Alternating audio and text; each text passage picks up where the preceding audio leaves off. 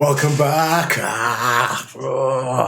Welcome back to Azzadous Studios. In this video, I've got another quick tip for you. We're going to take a look at giving your pads a little bit more movement, a little bit more excitement. Let's head into Ableton and have a look. Okay, so I've got a little beat that I've put together. It's just a drum loop from the 1K subscriber pack that will be free when I hit 1K subscribers. And a pad.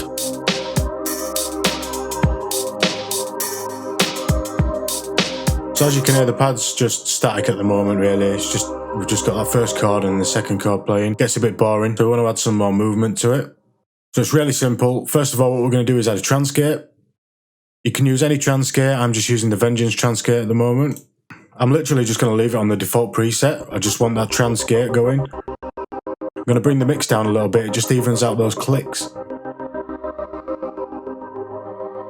Just blends it in a little bit more.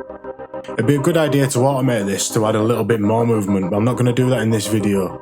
So we've got that transcript going, it's adding a bit more movement, a bit more excitement to the pad. So what we're going to do now is use Kickstart or any other sidechain plugin that you may have to add a little bit more movement. Already you can hear, just on a quarter beat, it's adding more excitement to it. I'm going to drop it down to a half beat. It gives it that sort of slow fade in, it's quite nice. You could try it on 1-1. It's even slower fade in. It's quite nice, but I think I'm going to leave it on a half. You could try different modes out if you want, see what sounds nice.